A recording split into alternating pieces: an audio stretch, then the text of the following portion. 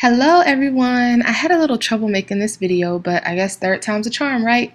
That little curly haired picture right there, that's supposed to be me, and this is my life. Back in 1986, I was born in a little city called Houston, also known as H-Town. Okay, so Houston's not that little at all. It's actually a really big city. And when I was born, my family already consisted of my father, my mother, and my two older sisters. Now, my oldest sister, I don't think she was really happy to have two little sisters, but eventually she got over it. My parents had some struggles in their relationship, so when I was one, my mom took myself and my sisters on a bus and we all went to California. A little under a year later, my mom brought us back to Texas and her and my dad tried to work it out, but they just couldn't, and so they ended up getting a divorce when I was around 2. And it took me a really long time to figure out that it wasn't my fault that they got divorced. The sister right above me and I were always really close, and since we were only 2 years apart, my mom dressed us similar to twins. We did everything together. One time we even hula hooped in the same hula hoop. When I was 2 years old, she was 4, and I fell out, bumped my head on the coffee table, and I had to get stitches, and I still have that scar on my forehead. I went to a lot of different schools. I started off in pre-K, I didn't go to kindergarten, and then I went to a different school in 1st, 2nd, 3rd, 4th, and 5th grades. I started at a new school in 6th grade, stayed there to the middle of 7th grade, went to a new school in the end of 7th grade, started 8th grade there, then went back to the other school in 8th grade, and then I went to high school at the same school from 9th through 12th, but a different school in 11th and 12th grade. Confused? Yeah, try living it. Since I was always the new girl, I tried to be really nice to everybody, but girls did not seem to think I was sincere, and they used to make fun of me. When I was in 3rd grade, I experienced my first bully, and I told my sister, and she was in 4th grade, so she came down and she beat the girls up, and I saw how easy it was, and so I started to fight, and one time I threw a girl into a ditch, and she was crying and everything, and I felt really good, but then I realized that fighting is not the answer. 5th grade, I went to yet another school, and my mom has a twin, and one of her sons was at this school, and so him and I ended up being in the same class. And he wore glasses, and I thought they were so cool, so I would always ask him to try his glasses on. And then one time I went to the eye doctor, and I could not see. So I ended up needing glasses too, and I thought they were so cool until people started calling me Four Eyes and Urkel, and they hurt my feelings, and so then I started to hate my glasses.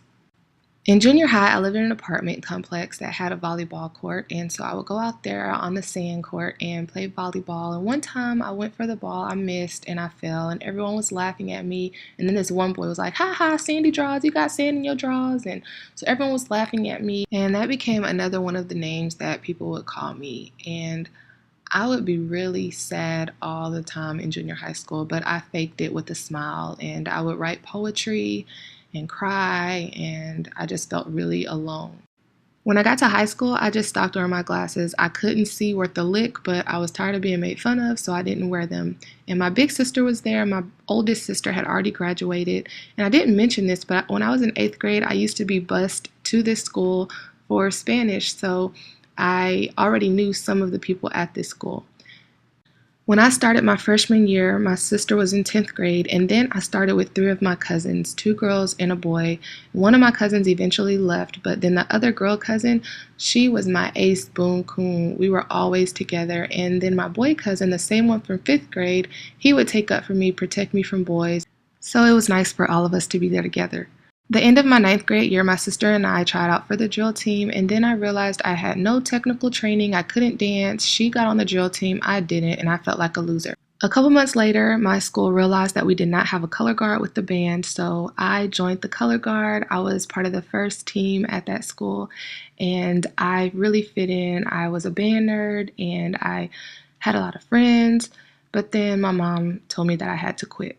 Back when I was 8, my mom had a salon set up in our home, and so she would do hair, and I would do hair with her. And at that time, I really liked it, and I really had clients at 8 years old. For my last 2 years of high school, I would spend half a day at my home school and half a day at another school that offered cosmetology.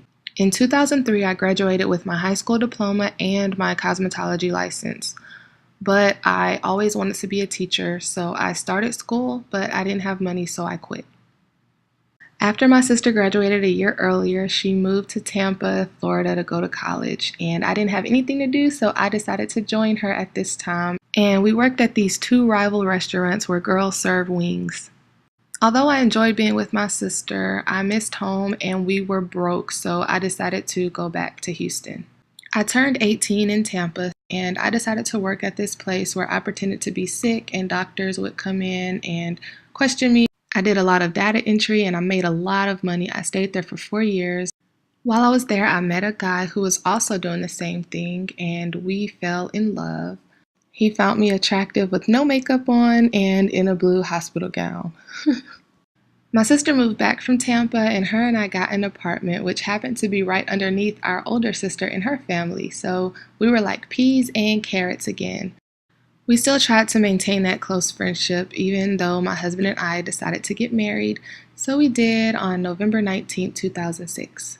After being married for a couple of years, I decided to quit the job I had and I went to work in my friend's salon. No matter how much support I seemed to have before I decided to work in the salon, only a couple of my friends, including one of my friends who happens to be white, she came into a predominantly black salon and let me cut her hair, so I really appreciate her for that.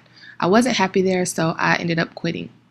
I began working as a teacher's aide at an elementary school and I loved it. I loved being with the students. I loved taking the time with them and reading to them and teaching them, and around this time I started going to school again. Early morning on January 9, 2010, I received a phone call from my oldest sister, and I could tell that something wasn't right, but I was not expecting to hear the worst news I've heard in my life so far. Our other sister, the one I was closest to, was driving her friend home when an idiot in a truck hit her and stalled her car, and that led to an 18-wheeler coming soon after and hitting her car as well. I called the driver an idiot because he was drinking and driving. My sister died in the accident and her friend was paralyzed. So please stop being idiots, people. Don't drink and drive. Don't text and drive. Don't even put on makeup and drive. Put your freaking hands at 10 and 2, put your hands on the wheel, and drive your car. Shortly after my sister's death, I learned that I was pregnant and I found out that I was having a boy. So the sadness of losing my sister turned in joy because I knew that I was going to have my son. Early in 2011, I gave birth to my son at a birth center and I labored in water. I was surrounded by my husband, my mother, my sister, my nieces, my grandma, the doula, the midwife. My brother-in-laws and my dad were in the room too, but they left because they got hungry. But they would have been in there, and I'm sure if you would have asked, you could have come in there too. My son was born, and in 2011, I became MJ's mommy, and that's where my name came from. I quit my job to raise my son and to continue school.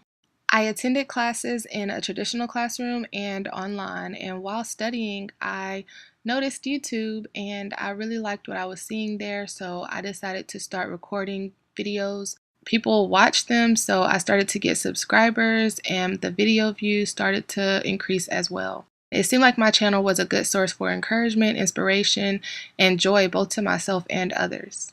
In April of 2012, I locked myself in the bathroom and I cut off all of my chemically relaxed hair. And at first I thought I looked like a boy, but then I realized I looked like me. I continued to record videos of different stages, and of course I always add MJ in there.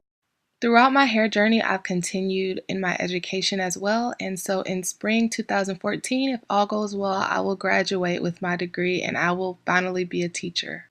In my immediate family, I have my husband, myself, and our son, and we have so many friends. We have over 7.5 million true friends all around the world. Thank you so much for watching, and I hope you enjoyed learning a little bit about my life.